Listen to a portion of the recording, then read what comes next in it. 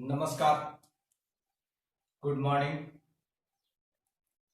हम आज केमिस्ट्री का बिल्कुल बेसिक क्लास लेके आए जो आपको जीरो से हीरो बनाते। यदि आप जीरो को नहीं समझेंगे तो हीरो कभी नहीं बन पाए।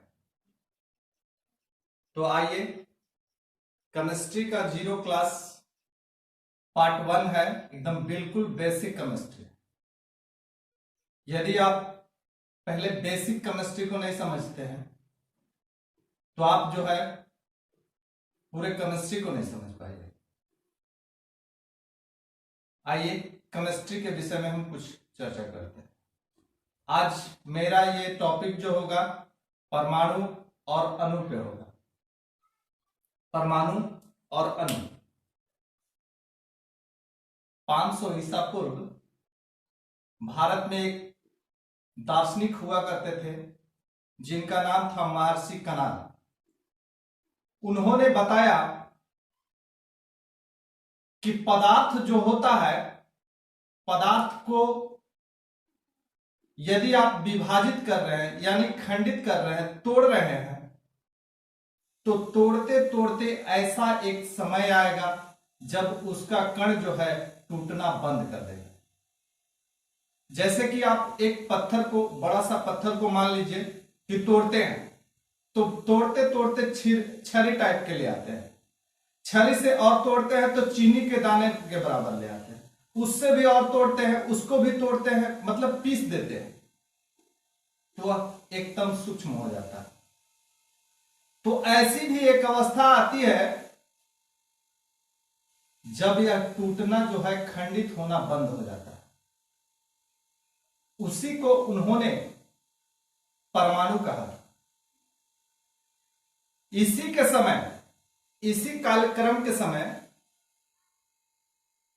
एक ग्रीक दार्शनिक हुआ करते थे जिनका नाम है डेमोक्रिटस और लियोपियस।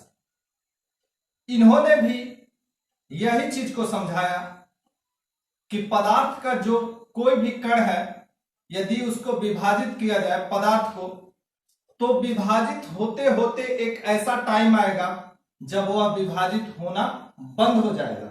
और इसी को उन्होंने बोला कि इसका नाम है परमाणु। इसी कण को, यानी हम कह सकते हैं कि जो पदार्थ का कण एकदम बिल्कुल सूक्ष्म हो, जो आंखों से नहीं देखा जा सकता है, उसी को उन्होंने परमाणु बोला। परमाणु क्या है? इसका डिफिनेशन, तत्व का वह सूक्ष्मतम कण, यानी तत्व का वह सूक्ष्मतम कण जो किसी रासायनिक अभिक्रिया में भाग लेता है और स्वतंत्र नहीं पाया जाता, उसको परमाणु कहते हैं। यानी बिल्कुल सूक्ष्मतम कण जो होता है, बिल्कुल सूक्ष्मतम कण जो रासायनिक अभिक्रिया में भाग लेता है, स्वतंत्र नहीं रहता है, उसी को परमाणु कहा जाता है। अब हम अणु के विषय में समझते हैं। अणु तत्व या यौगिक का वह सूक्ष्मतम कण है जो रासायनिक अभिक्रिया में भाग नहीं लेता है और यह स्वतंत्र पाया जाता है। अब तत्व और यौगिक, यहां पे बात आया तत्व और यौगिक। तो तत्व और यौगिक को समझने से पहले आपको यह पूरा चीज समझना होगा। तत्व क्या है, यौगिक क्या है। तो पहले समझ लीजिए कि पदार्थ जो होता है, जो स्थान घेरता है, जैसे मेरे सामने कहा जाए कुर्सी है, टेबल है, बेंच है, टीवी है, बक्सा है, ये सब पदार्थ है। बालू है, हवा है, ये सब पदार्थ हैं। पानी है, ये भी पदार्थ है। हम कह सकते हैं कि पदार्थ जो है, जिसका आयतन होता है, जिसका द्रव्यमान होता है, यह अपने आकार को परिवर्तन में विरोध करता है या स्थान घेरता है, यही पदार्थ है। पदार्थ को यदि हम समझ गए हैं तो पदार्थ को दो रूपों में बांटा गया है। पदार्थ का पहला रूप है भौतिक और दूसरा रूप है रासायनिक। पदार्थ का दो रूप है, पहला भौतिक और दूसरा रासायनिक। भौतिक रूप क्या होता है? जैसे हम ठोस यानी लकड़ी बोल दे, कुछ भी बोल दे, ठोस पत्थर बोल दे, लकड़ी बोल दे, बालू बोल दे, कुछ भी, यह ठोस जो है भौतिक अवस्था हुआ। पदार्थ की अवस्था जो है, ठोस जो होगा पदार्थ का अवस्था है, यह भी भौतिक रूप में। भौतिक का मतलब जो हम आंख से देख पाते हैं। गैस पदार्थ जो होता है ठोस के रूप में भी होता है और गैस के रूप में भी होता है, द्रव के रूप में होता है और प्लाज्मा के रूप में होता है, और पांचवा जो है बोस-आइंस्टाइन कंडेंसेट के रूप में। अब यहां पे दो क्वेश्चन जो है बहुत इंपॉर्टेंट हो जाता है, प्लाज्मा और बोस-आइंस्टाइन कंडेंसेट। ये पदार्थ की भौतिक रूप में मौजूद होते हैं। प्लाज्मा जो है पदार्थ की चौथी अवस्था कहा जाता है। यदि क्वेश्चन पूछे कि पदार्थ की चौथी अवस्था क्या है, पदार्थ की चौथी अवस्था क्या है, तो हम यहां पे कहेंगे कि पदार्थ की चौथी अवस्था जो है प्लाज्मा होता है। पदार्थ की चौथी अवस्था हमने बचपन में ठोस, गैस और द्रव पढ़े, लेकिन अब हम लोग का थोड़ा क्लास स्टैंडर्ड हो गया, इसलिए इसको भी पढ़ना जरूरी है और उसको भी पढ़ना जरूरी है। पदार्थ की चौथी अवस्था जो है प्लाज्मा होता है और पदार्थ की पांचवी अवस्था बोस-आइंस्टाइन कंडेंसेट होता है। अब हम लोग पदार्थ की भौतिक रूपों को समझ गए हैं। अब हम लोग पदार्थ की भौतिक रूपों को भली भांति समझ गए। ठोस होता है, गैस होता है, द्रव होता है, प्लाज्मा होता है और बोस-आइंस्टाइन कंडेंसेट होता है। अब आइए हम पदार्थ के रासायनिक रूप को समझें। पदार्थ की रासायनिक रूप जो होता है, पदार्थ का रासायनिक रूप जो होता है दो तरह का होता है। एक शुद्ध पदार्थ पाया जाता है और एक मिश्रण पदार्थ पाया जाता है। शुद्ध पदार्थ और एक मिश्रण पदार्थ पाया जाता है। मिश्रण पदार्थ में समांगी मिश्रण होता है और विषमांगी मिश्रण, उसको हम लोग बाद में पढ़ेंगे। इसको भी हम अगला वीडियो जो बनाएंगे तो हम प्लाज्मा और बोस कंडेंसेट पे बनाएंगे, बोस-आइंस्टाइन कंडेंसेट पे बनाएंगे। इसको हम बढ़िया से डिटेल्स में पढ़ेंगे, क्योंकि इसका क्वेश्चन जो है हमें कॉम्पिटिटिव एग्जाम में बहुत बार देखने को मिलता है। इसको हम पूरे डिटेल में पढ़ेंगे अगला वीडियो में। अब हम लोग समझेंगे शुद्ध पदार्थ। शुद्ध पदार्थ में एक तत्व होता है और एक यौगिक होता है, और अभी हमने आपको बताया कि तत्व का सूक्ष्मतम कण जो होता है, तत्व का सूक्ष्मतम कण जो रासायनिक अभिक्रिया में भाग लेता है। रासायनिक अभिक्रिया में भाग लिया इसीलिए यह स्वतंत्र नहीं रहता, क्योंकि यह रासायनिक अभिक्रिया कर लेता है तो स्वतंत्र अवस्था में नहीं होता है। यह तत्व का सूक्ष्मतम कण होता है। यहां पे तत्व दो रूपों में बांटा गया है, एक धातु और एक अधातु। इनके विषय में भी हम, धातु और अधातु के विषय में हम लोग डिटेल्स पढ़ेंगे आगे आने वाली वीडियो में। अब यहां पे आए यौगिक। यौगिक जो होता है शुद्ध पदार्थ का दूसरा रूप है। पहला रूप तत्व, दूसरा यौगिक। तत्व को समझे, तत्व क्या है? जैसे hydrogen, helium, lithium, beryllium, boron, carbon, nitrogen, oxygen, जिसको आप पीरियोडिक टेबल में देखे हैं, सजाया हुआ होता है पीरियोडिक टेबल में। लेकिन हम लोग बेसिक केमिस्ट्री कर रहे हैं।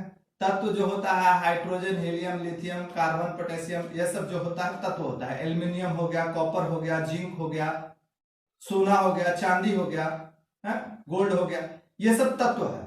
ठीक है। तत्व में भी दो तरह के होता है, एक धातु होता है, एक अधातु होता है। अब आइए यौगिक।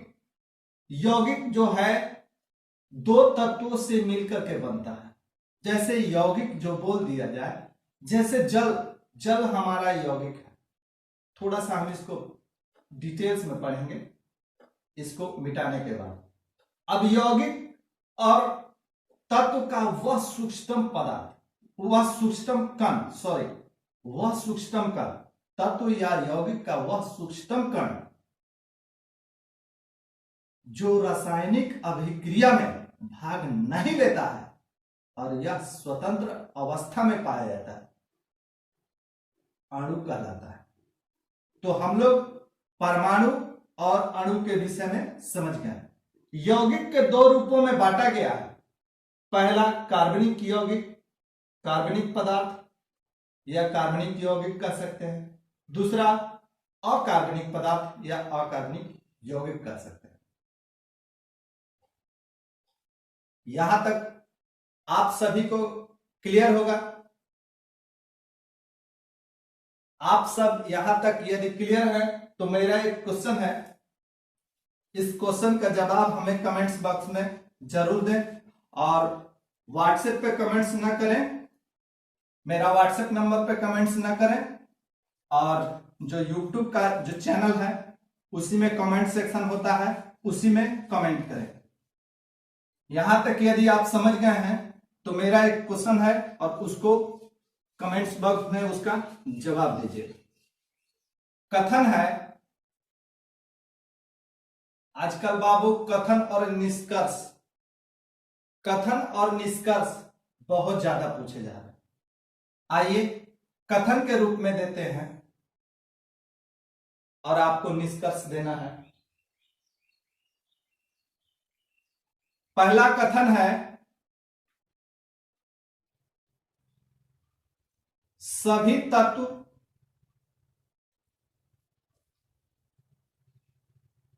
पदार्थ होते हैं।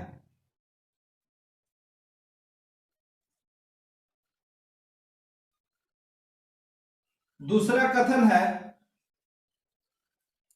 सभी पदार्थ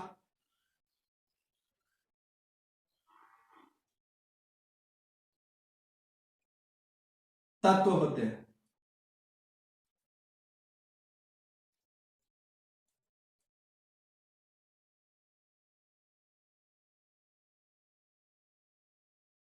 सभी तत्व पदार्थ होते हैं, सभी पदार्थ तत्व होते हैं।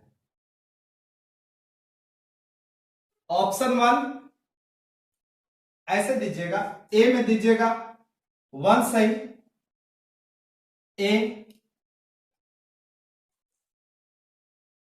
1 सही, तो आप देंगे 1 ए।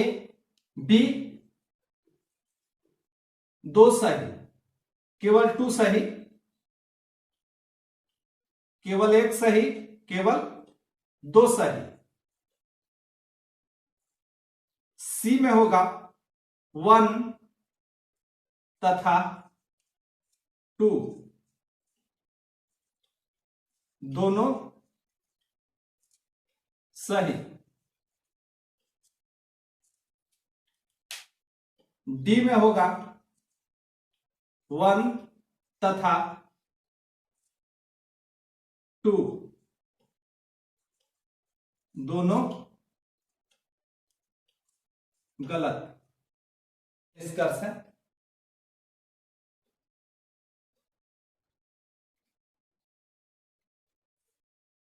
निष्कर्ष केवल 1 सही, केवल 2 सही, 1 या 2 दोनों सही, या 1 तथा 2 दोनों गलत। अब आइए थोड़ा सा 18वीं शताब्दी के अंत में, जब 18वीं शताब्दी के अंत में कुछ वैज्ञानिकों ने तत्व और यौगिक पे अध्ययन करना शुरू किया। उन्होंने अध्ययन करना शुरू किया कि तत्व जो है क्यों और कैसे आपस में संयोग करते हैं, यानी रासायनिक अभिक्रिया करते हैं, और उन रासायनिक अभिक्रियाओं से क्या होता है। 18वीं शताब्दी के अंत में वैज्ञानिकों ने कुछ प्रैक्टिकल करना शुरू किया, तत्व और यौगिक के विषय में जानकारी प्राप्त करना शुरू किया।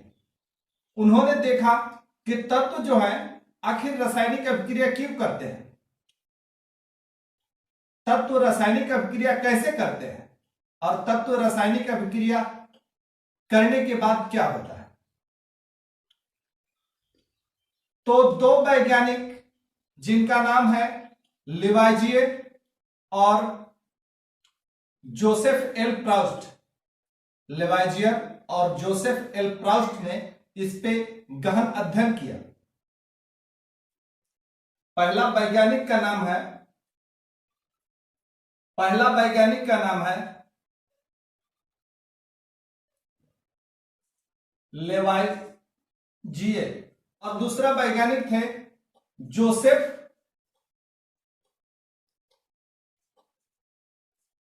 एल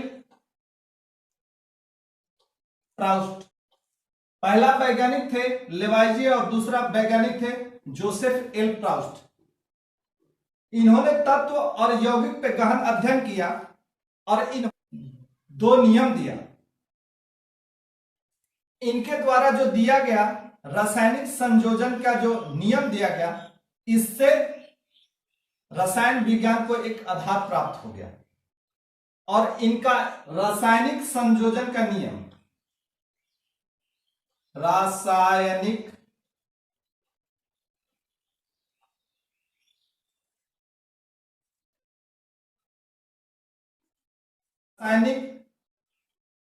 संयोजन का नियम,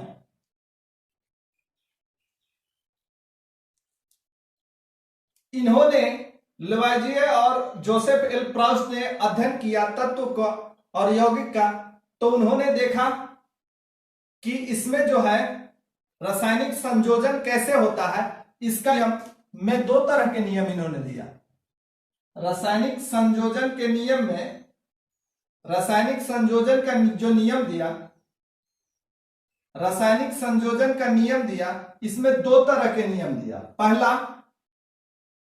द्रव्यमान संरक्षण का नियम, द्रव्यमान संरक्षण का नियम। रासायनिक संयोजन के अंदर 2 नियम दिए, जिसको पहला को कहा संरक्षण का नियम और दूसरा को कहा गया स्थिर अनुपात का नियम। स्थिर अनुपात का नियम। द्रव्यमान संरक्षण का नियम से उन्होंने बताया कि 2 तत्व यदि कोई मिल करके यौगिक का निर्माण करते हैं तो इसके द्रव्यमान में किसी तरह का परिवर्तन नहीं होता है। जैसे कि मान लीजिए एग्जाम्पल के तौर पे हम लें जल, जैसे जल जो होता है, जल को हम लोग H2O कहते हैं। यह एक क्या है, यौगिक है। अब हम कैसे कहेंगे कि यौगिक है, तो इसमें ऑक्सीजन और हाइड्रोजन अलग अलग तत्व जो है मिल करके जल का निर्माण किए। तो 2 अलग अलग तत्वों से या 2 से अधिक तत्वों के मिलने से जो रासायनिक अभिक्रिया होने के बाद जो उत्पाद प्राप्त होता है वह यौगिक होता है।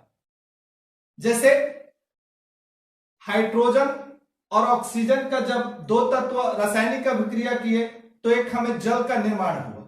तो जल जो है यौगिक हो गया, दो तत्वों से मिलकर के बना, यह यौगिक कहलाएगा। दो या दो से अधिक तत्वों से मिलकर के जो बन गया प्रोडक्ट, उसको यौगिक कहते हैं। अब जल जो है यहां पे यौगिक जो बना वह क्या बना, तो यह हाइड्रोजन प्लस ऑक्सीजन के रासायनिक अभिक्रिया के कारण बना।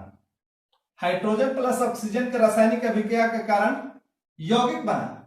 इन्होंने द्रव्यमान संरक्षण का नियम बताया कि जब ये दोनों जो है तत्व कोई प्रोडक्ट को बनाते हैं रासायनिक अभिक्रिया करके, तो इनका जो द्रव्यमान होगा वह इसके द्रव्यमान के बराबर होगा।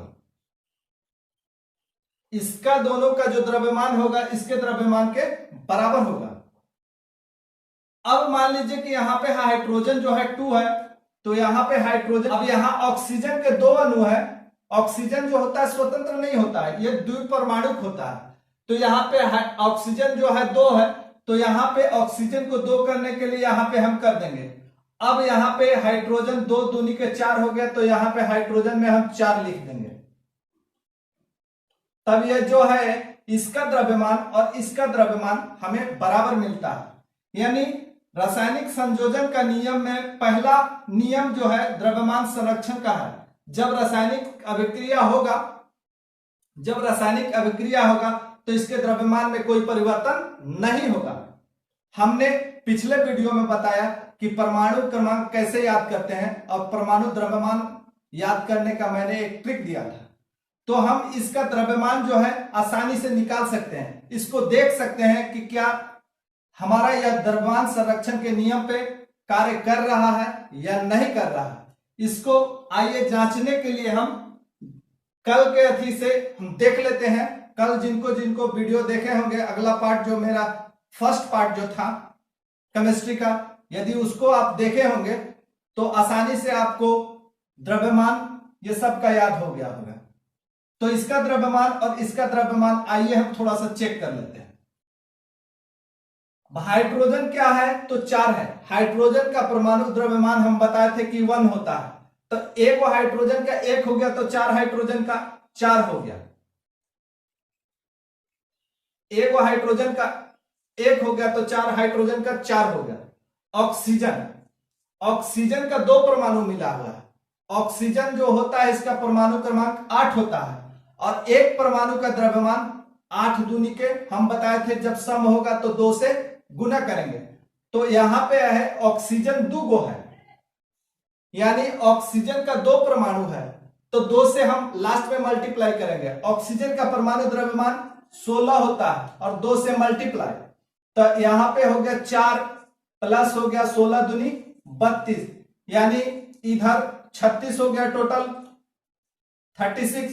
तो इधर भी हमको 36 मिलना चाहिए, क्योंकि द्रव्यमान संरक्षण का नियम कहता है कि जब रासायनिक संयोजन अभिक्रिया हो जाता है, यानी रासायनिक संयोजन जब होता है, 2 तत्व मिलकर के जब कोई यौगिक का निर्माण करते हैं या किसी भी उत्पाद का निर्माण करते हैं, तब रासायनिक संयोजन का जो नियम कहता है, पहला नियम कहता है कि द्रव्यमान जो होता है दोनों तरफ बराबर होता है, यानी द्रव्यमान दोनों का इक्वल होगा।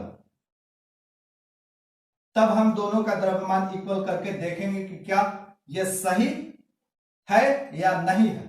तब हम इसको देखते हैं, यानी हाइड्रोजन यहां कितना हो गया बाबू, यहां हाइड्रोजन 4, तो इसको लिए हम 4 लिख दिए।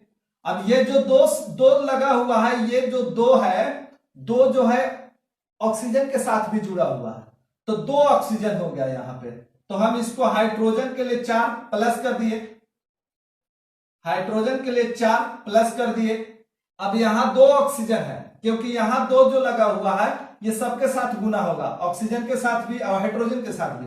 तो हाइड्रोजन 2 दूनी के 4 हो गया और 2 से गुना करेंगे ऑक्सीजन में तो 2 हो जाएगा। तो यहां 2 ऑक्सीजन हो गया।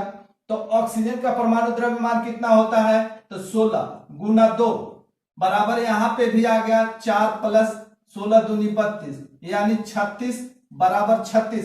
यानी ये हमारा जो कहता है द्रव्यमान संरक्षण का नियम कि दोनों तरफ जो है द्रव्यमान इक्वल होना चाहिए।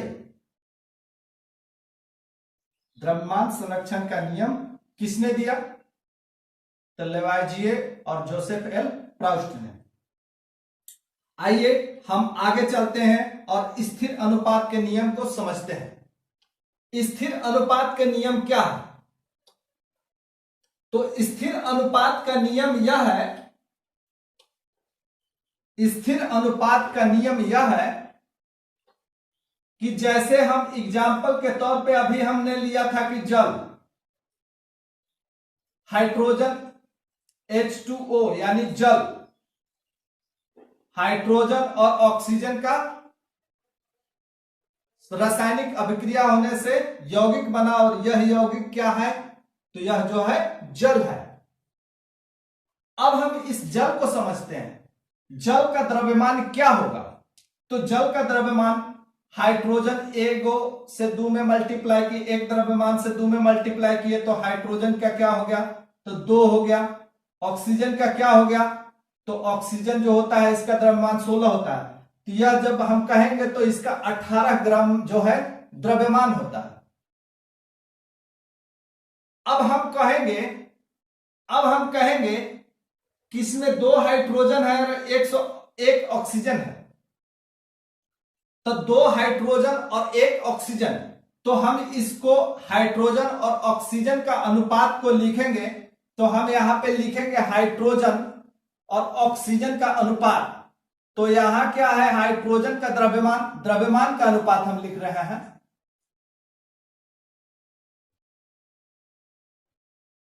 जल में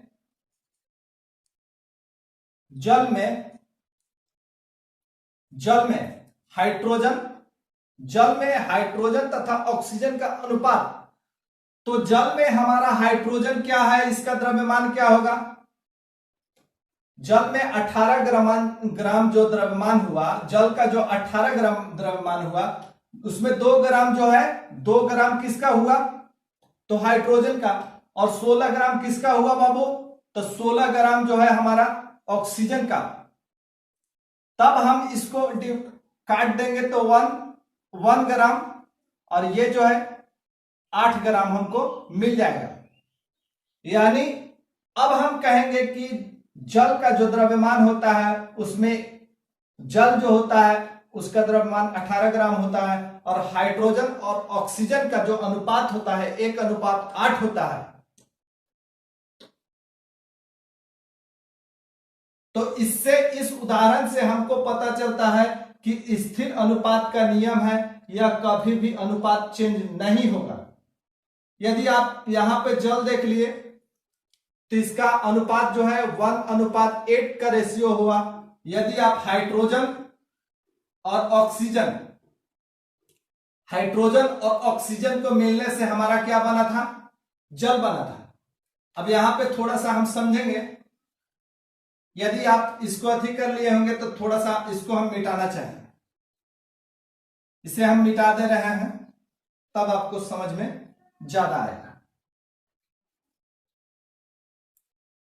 जैसे कि हम हाइड्रोजन प्लस ऑक्सीजन को मिलाकर के जल बनाए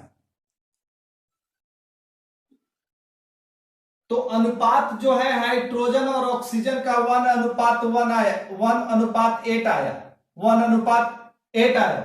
तो क्या स्थिर अनुपात का नियम भी यही आएगा? 1:8 आना चाहिए। तो हम पहले क्या करेंगे? इसको संतुलित कर लेंगे। संतुलित करना इसलिए जरूरी है कि द्रव्यमान संरक्षण जो कहता है, तो इसको हाइड्रोजन 2 गो है तो 2 गो हाइड्रोजन लगा दिए भाई। ऑक्सीजन 2 गो है तो ऑक्सीजन यहां पे 2 नहीं लगाएंगे, इसके आगे लगाएंगे। ये इसको बंद कर लिया जाता है और इसके आगे जो है 2 लगाएंगे, यानी 2 के साथ सभी के साथ मल्टीप्लाई हो जाएगा। 2 इसमें भी मल्टीप्लाई होगा, इसमें भी। तो ऑक्सीजन यहां 2 बन गया, ऑक्सीजन 2 मिल गया। लेकिन यहां 2 दूनी के हाइड्रोजन 4 हो जा रहा है, तो हाइड्रोजन भी 4 होना चाहिए। अब हम इसके अनुपात को देखेंगे तो यहां हो गया 4 और इसका अनुपात क्या बनेगा, तो 16 दूनी के 32, इसको काट देंगे तो 1 और 4/32 यानी 1 ग्राम और 8 ग्राम।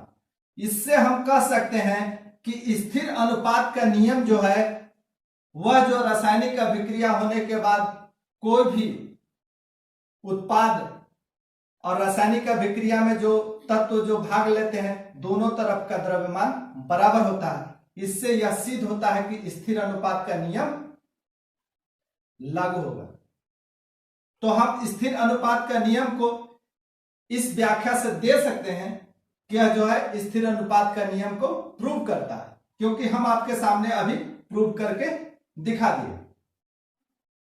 तो उन्होंने यही अध्ययन किया था लेवाइजिए और जोसेफ एल प्राउस्ट ने, और यही जो है 2 नियम दिए थे जिसको रासायनिक संयोजन का नियम कहा जाता है।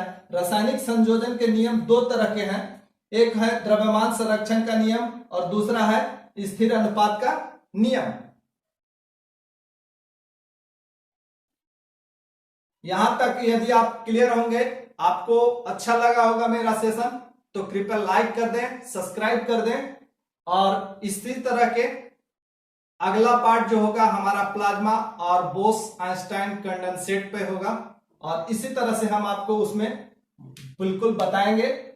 और केमिस्ट्री का क्लास जो है पार्ट 1, पार्ट 2, पार्ट 3 इस टाइप का चलते जाएगा। ये बेसिक केमिस्ट्री है, और इसके आगे हमारा केमिस्ट्री का जो है पार्ट 1, पार्ट 2 आते जाएगा।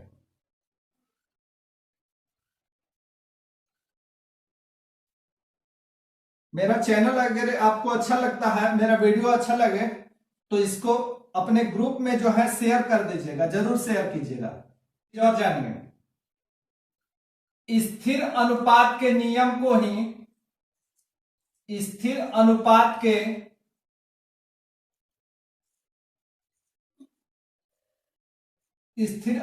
के नियम को गुणित अनुपात का नियम कहते हैं।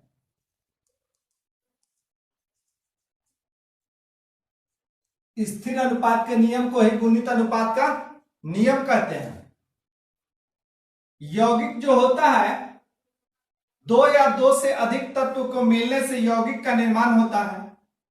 वह चाहे प्राकृतिक रूप से यौगिक प्राप्त हो या बनाया जाए यौगिक को, वह हमेशा ही स्थिर अनुपात में होता है। उसका अनुपात जो होता है वह हमेशा स्थिर होता है।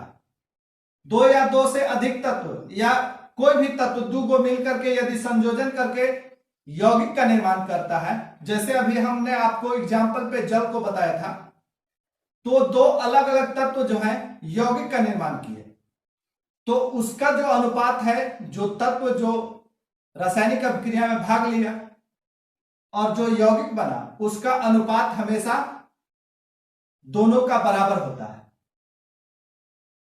चाहे रासायनिक अभिक्रिया में भाग लेने वाले उन दोनों तत्वों का अनुपात निकाले या यौगिक में मौजूद उन दोनों तत्वों का अनुपात निकाले।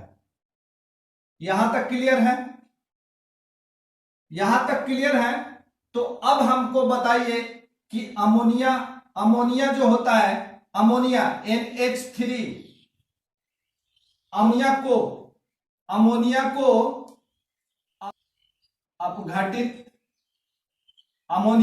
अपघटित किया जाए,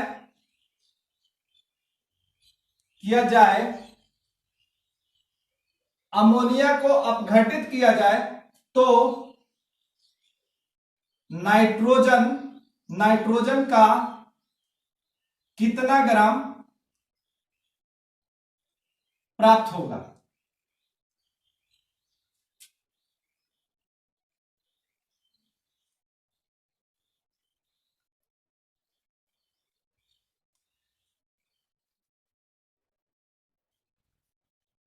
अब हमको बताइए कि 9 ग्राम जल को अपघटन के बाद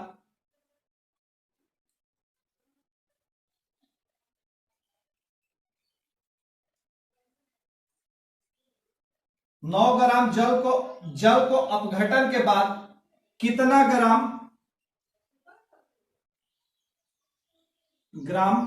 हाइड्रोजन प्राप्त होगा, कितना ग्राम हाइड्रोजन प्राप्त होगा।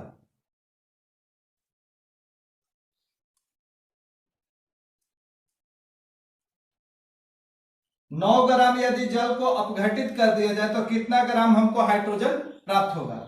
इसी तरह यानी अमोनिया को अपघटित कर दिया जाए तो नाइट्रोजन का कितना जो है ग्राम प्राप्त होगा। नाइट्रोजन कितना ग्राम प्राप्त होगा, ठीक है।